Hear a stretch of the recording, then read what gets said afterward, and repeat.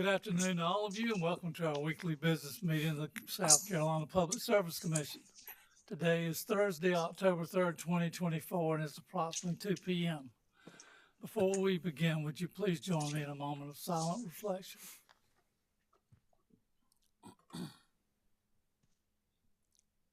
Thank you very much. First, a roll call of commissioners present in the hearing room are Commissioners Caston, Carol Lee Williams, and Vice Chair Williams, and I am Delton Powers. Joining us virtually, we have Commissioners Belser and Thomas. Mr. Scarborough, if you would please proceed. Yes, sir. Good afternoon, Chair Powers, Vice Chair Williams, and Commissioners. First order of business is to set the next regularly scheduled business meeting.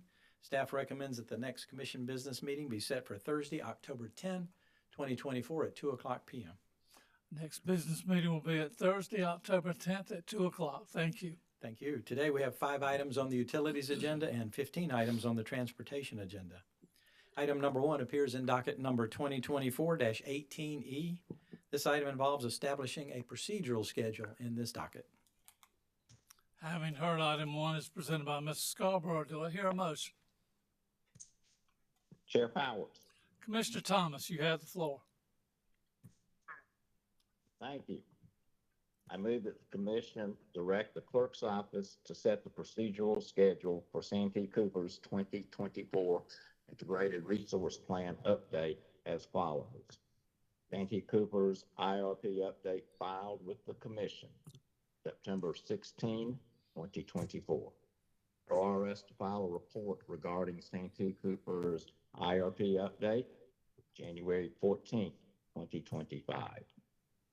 Interveners, other parties of record to file comments regarding Santee Cooper's IRP update, February 14, 2025.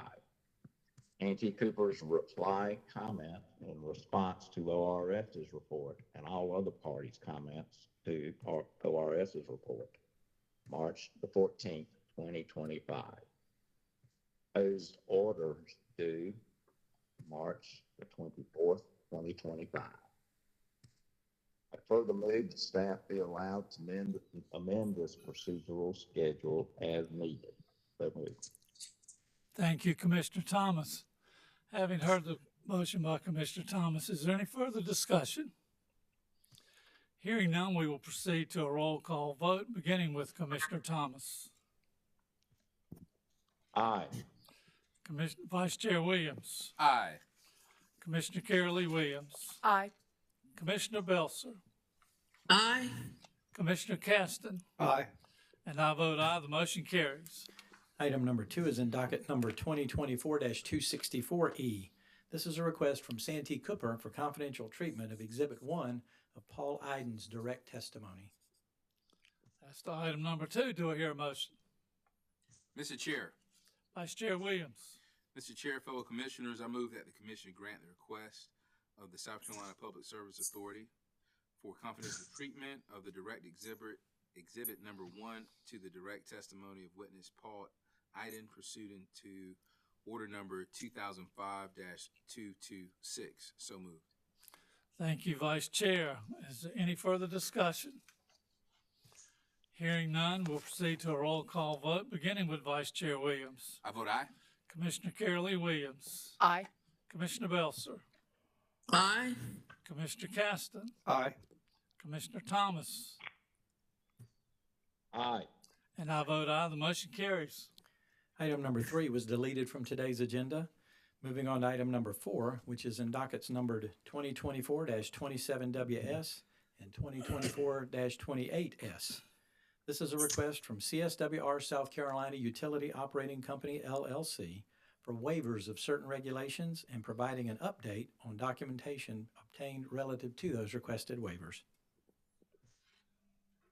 As to item number 4, do I hear a motion? Chair Powers. Commissioner Caston. I move that the commission grant the request of the joint applicants, Central States Water Resources Incorporated, CSWR South Carolina Utility Operating Company, LLC, ACG Silver Lake, LLC, and Lookup Forest Homes Association, Incorporated, for waiver of regulations 103-512 4B3, 4B3, 4B4, 4B11, and 4B12, and Regulations 103.712, 4B3, 4B4, 4B11, and 4B12, in connection with the sale of the utility systems. According to the applicants, compliance with these regulations would produce unusual hardship or difficulty, and a waiver is otherwise appropriate and not contrary to the public interest pursuant to South Carolina Code Annotated Regs 103.501.3 and 103.701.3. And I'd like to make a few comments after everyone's had the opportunity. You have the floor, Commissioner Caston. The company has done its due diligence in filing FOIA requests for the documents. These waiver requests relates to older systems, older existing systems, as opposed to ones that are being constructed. This type of waiver has previously been granted by the Commission for a system that already exists and is in operation. These waivers allow the application to proceed to a hearing. Granting the waivers will not prohibit questions to the company about the system during the hearing or prevent the Commission from receiving potential updates on system improvements or repairs as part of the regulatory process. That was pretty much the thinking behind that, Chair Powell. Thank you, Commissioner Caston. Any other comments? Mr. Chairman, Commissioner Belser. it's my understanding from documentation that's been filed with regard to these waivers, it seems that the applicants have, as Commissioner Caston noted, done due diligence and almost, it seems like they've gone to some great lengths to try to locate and these records from other governmental agencies. And I'm going to support the motion because it does seem like the applicants have expended a lot of energy and time trying to comply with the regulation to produce these records, and thus far they just don't seem to be available. And they may not ever be located, but I do support Commissioner Caston's motion and just commend the applicants for the efforts that they've gone through to try to locate the records. Thank you very much, Commissioner Belser. Any other further discussion? Hearing none, we'll proceed to a roll call vote, beginning with Commissioner Caston. Aye. Commissioner Thomas. Aye. Vice Chair Williams. Aye. Commissioner Carolee Williams. Aye. Commissioner Belser. I vote aye. And I vote aye. The motion carries. Item number 5 appears in dockets number 2018-320E and 2022-326E. This is a motion for admission pro hoc vici of Scott F. Dunbar, Esquire, filed on behalf of the Clean Energy Buyers Association. As to item number 5, do I hear a motion? Chair Powers, I'd like to make a motion. Commissioner Williams, you have the floor. Thank you. I move that the Commission grant the motion of Clean Energy Buyers Association for pro hoc vici admission of attorney Scott F. Dunbar, Esquire. Thank you, Commissioner Williams. Having heard the motion by Commissioner Williams, is there any further discussion? Hearing none, we'll proceed to a roll call vote, beginning with Commissioner Williams. Aye. Commissioner Belser. I vote aye. Commissioner Caston. Aye. Commissioner Thomas. Aye. Vice Chair Williams. Aye. And I vote aye. The motion carries. Item number 6 is a request from Vice Chair Williams to open a docket and to conduct proceedings in 2025 concerning the impact and related recovery from Hurricane Helene on South Carolina electric utilities that the Public Service Commission regulates. Vice Chair Williams, I will call on you for this one. Thank you, Mr. Chair. Mr. Chair, fellow commissioners, I move that the commission instruct the clerk to open the docket no earlier than, I want to make sure that is clear, no earlier than January 1st, 2025 to address the impact of Hurricane Helene on utilities regulated by the Public Service Commission, including impacts to ratepayers in each customer class.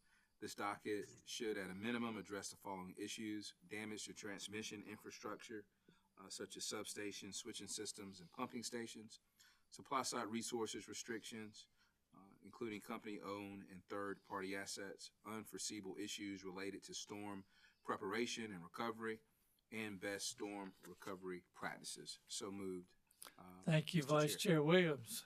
Having heard the motion, is there any further discussion?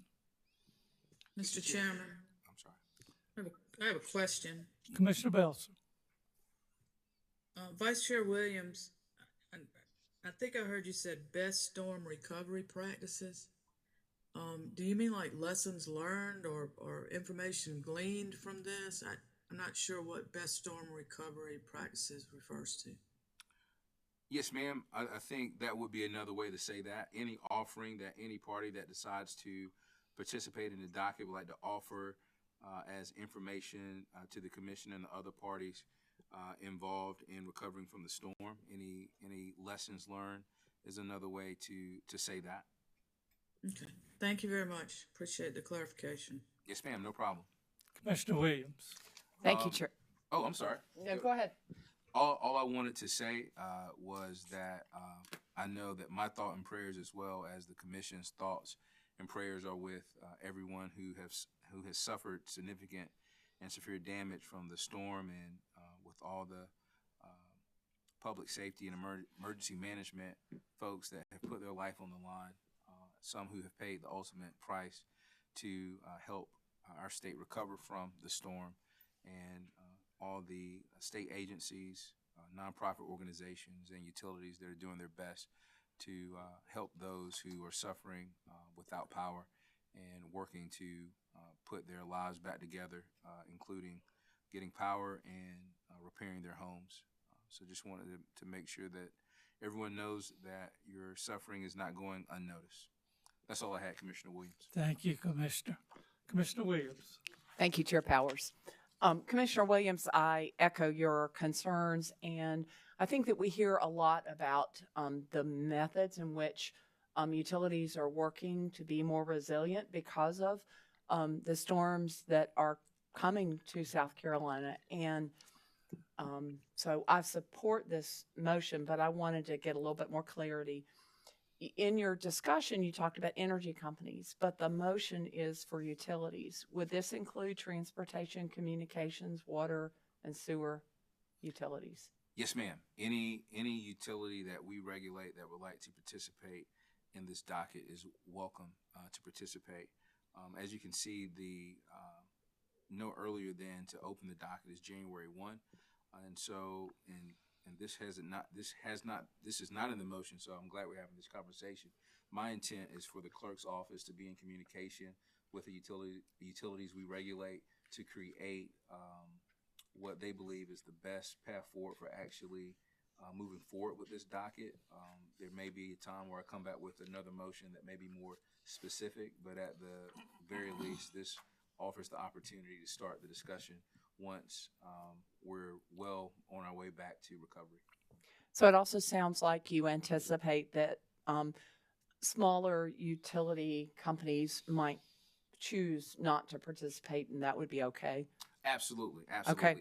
If there is a belief by utility that we regulate that there's nothing that they can really offer or add to our discussion based on what we've seen by way of, at least for me, in-person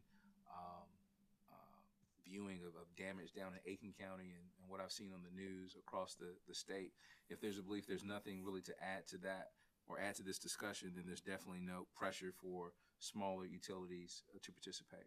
And of course, I'm just thinking about the burden versus the benefit of the knowledge.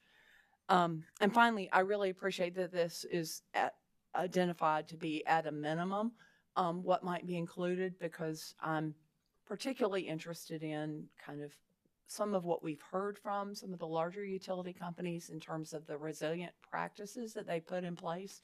And what have they learned about those resilient practices? How have they benefited, or, you know, what's the next arena that they may be going to that they've unfortunately learned from Hurricane Helene? So I think that along with, you know, the role of federal funds and how they may reduce some of the costs associated will, because of how you've structured this, will certainly be a part of what we'll hear from them as well. Absolutely, absolutely. I couldn't have said that better myself. Thank you. No further questions. Thank you, Commissioner Williams. Any further discussion? Hearing none, we'll proceed to a roll call vote, beginning with Vice Chair Williams. I vote aye. Commissioner Carolee Williams. I vote aye. Commissioner Belser. I vote aye. Commissioner Caston. Aye. Commissioner Thomas. Aye. And I vote aye. The motion carries. Mr. Chairman, that completes the utilities agenda before the commission. Moving on to the motor carrier agenda, in Part A, we have 12 applications for new Class C and Class E certificates. These items can be taken together. Item A1 is in docket number 2024-254T, which is the application of Double Black Transportation LLC for a Class C charter certificate. Item A2 appears in docket number 2024-255T. This is the application of ProPark LLC for a Class C charter certificate. Item A3 is in docket number 2024-256T, which is the application of ProPark LLC for a Class C charter bus certificate. Item A4 is in docket number 2024-257T, which is the application of Island Thrifters LLC, doing business as Spence and Dave's Moving for a Class E household goods certificate. Item A5 is in docket number 2024-259T, which is the application of B&P Transportation LLC for a Class C non-emergency certificate. Item A6 is in docket number 2024-258T, which is the application of Wave Luxury Limo LLC for a Class C charter certificate. Item A7 is in docket number 2024-260T, which is the application of Dreams Transportation 143 LLC for a Class C non-emergency certificate. Item A8 is in docket number 2024-261T, which is the application of Ashley's Way Transportation Services LLC for a Class C charter certificate. Item A9 is in docket number 2024-262T. This is the application of Ashley's Way Transportation Services LLC for a Class C non-emergency certificate. Item A10 is in docket number 2024-263T. This is the application of Edisto Island Shuttle LLC for a Class C charter certificate. Item A11 is in docket number 2024-265T, which is the application of Ameren Chauffeured Transportation and Management LLC for a Class C charter certificate. And item A12 is in docket number 2024-266T. This is the application of Charleston Meridian LLC for a Class C charter certificate. Thank you, Mr. Scarborough. Having heard items A1 through A12 as presented by Mrs. Scarborough, do I hear a motion? Chair Powers, I'd like to make a motion. Thank you, Commissioner Williams. Thank you. I move that the commission approve the applications for Class C and Class E certificates in items number A1 through A12 as identified by Mr. Scarborough. A directive order will be issued for the applications in the respective dockets. Thank you, Commissioner Williams. Having heard the motion by Commissioner Williams, do I hear any further discussion? Hearing none, we'll proceed to a roll call vote, beginning with Commissioner Williams. Aye. Commissioner Belser. I vote aye. Commissioner Caston. Aye. Commissioner Thomas. Aye. Vice Chair Williams. Aye. And I vote aye. The motion carries. In Part B of the transportation agenda, we have two requests to amend certificates that the commission can consider together. Item B1 is in docket number 2024-120T, which is a request from Carolina Taxi LLC to amend Class C taxi certificate number 8938 to read Carolina Taxi LLC, doing business as Access Carolina. Item number 2 is in docket number 2021-38T. This is a request from Ingenuity Investments LLC, doing business as Joyride Transportation, to amend Class C Charter Certificate number 9583 to read Benjamin C. Blagan, Jr., doing business as Joyride Transportation. Thank you, Mr. Scarborough. Having heard the items B1 and B2, do I hear a motion? Chair Powers, Commissioner Caston. I move that the commission approve the request to amend the certificate in items number B1 and B2 as identified by Mr. Scarborough. Directive order be issued to amend the motor carrier's Class C certificate in the docket. Thank you, Commissioner Caston. Having heard Commissioner Caston's motion, is any further discussion? Hearing none, we'll proceed to a Chair roll Powers. call. Excuse me. Chair Powers, Commissioner Thomas. thank you. I just wanted to make sure that the docket number was correct, and item number B1, I believe the docket number should be 2014-120T, just in case I misunderstood or if it was misspoken. All right, sir, if the corrections necessary, that will be made. Is any further discussion? Hearing none, we'll proceed to a roll call vote, beginning with Commissioner Caston. Aye. Commissioner Thomas. Aye. Vice Chair Williams. Aye. Commissioner Williams. Aye. Commissioner Belson. I vote aye. And I vote aye. The motion carries. In Part C of the Transportation Agenda, we have one request for an extension of time. Item C1 is in docket number 1997-431T, which is a request from Betty Ann McCrae for a 9-month extension of time to comply with Commission rules and regulations. Having heard item C1, do I hear a motion? Mr. Chair. Vice Chair Justin Williams. Thank you, Mr. Chair. Mr. Chair, fellow commissioners, I move that the commission grant the request of Betty Ann McCrae for a 9-month extension of time until June 20th, 2025 to comply with commission rules and regulations required to operate and use the Class C taxi certificate number 6551. The effect of this extension means that the motor carrier known as Betty Ann McCrae cannot operate or do business as a taxi until the motor carrier comes into compliance with the Commission's rules and regulations. Prior to the expiration of this extension period on June 20th, 2025, Betty Ann McCrae must come back into compliance with the Commission rules and regulations or seek a further extension or other relief from the Commission. So moved. Thank you, Vice Chair. Having heard the motion by Vice Chair, is there any further discussion? Hearing none, Mr. Chairman. Mr. Chairman, Commissioner Belser. thank you. May I ask a question of the Vice Chair? Certainly. Vice Chair Williams, this matter has been going on for some time, and I'm concerned with your motion that I think you said or seek further extension. I think that there's already been a good bit of leeway afforded this applicant. I just am concerned if this thing comes back in 9 months and we don't grant an extension, how that might interplay with the language here. Would you consider striking, I think you said, striking the phrase pertaining to seeking further extension? She's still granted the 9 months to come into compliance and can come back and seek other relief.